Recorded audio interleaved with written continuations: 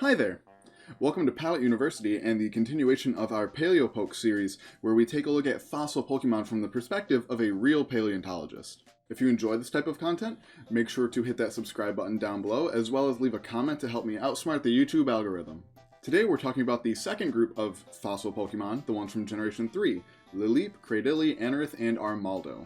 I've always been kind of salty that there weren't any new fossils introduced in Generation 2, but, like 20 years later, what can you do? Specifically, we'll be talking about the types that these four Pokemon were before they were fossilized when they were alive the first time. If you don't know what I'm talking about typings changing when a Pokemon is fossilized, make sure to go watch this video up in the tags so that you aren't confused about which types I choose and why I choose this type over this other type. Also, if you have not seen the last video in the series where I talk about the Generation 1 Pokemon, make sure to go watch that video as well.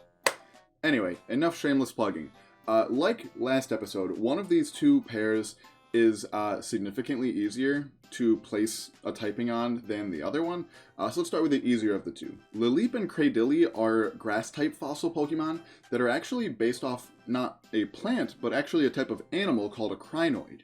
These two are likely grass types because crinoids are colloquially called sea lilies. They sort of look like plants, but they're not. They're actually related to starfish and sea urchins. Interestingly though, crinoids are still around today. They were significantly more common during the mid to late Paleozoic era than they are today. But if you look hard enough and you know where to find them, they're still somewhat common in the areas that they live. Both the Pokedex and the Learn set for these two Pokemon pretty much both point in the same direction, which is really convenient. That's very unlike all three of the groups of fossil Pokemon from Generation 1.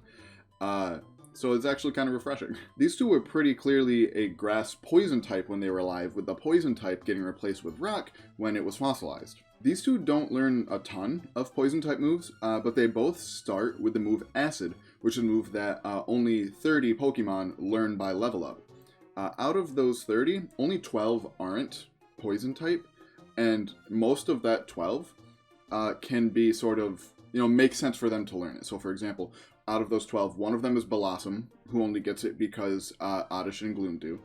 Galarian Slowpoke, who evolves into a poison type, and Seismitoad, and the entire Seismitoad line, which makes sense because Seismitoad has Poison Touch for an ability. They also both learn Gastro Acid by level up, which is a move with similar distribution to Acid. More direct evidence comes from Cradily's Pokedex entries, of which there are 8 unique ones. 3 of those 8 reference Cradily having a strong digestive fluid or strong acid that it uses to dissolve its prey. Some of the Pokemon that Cradily and Lileep are related to are also poison type and provide some support that way. Being that crinoids are echinoderms, they're in the same sort of clade as Toxapex marini and Pyukumuku, who I know is not a poison type, but it's definitely poison adjacent. It's one of the very few, there's a very small handful of Pokemon in Generation 8 that get toxic, especially by level up, because since they removed toxic as a TM, significantly fewer Pokemon learn toxic, but Pyukumuku is one of those who learns it naturally. Also, Pyukumuku, its signature move, Purify, is a poison type move. So while Pyukumuku is a pure water type, it's definitely poison adjacent. Anyway, so since its relatives are either poison type or sort of poisonous, that's the word, poisonous.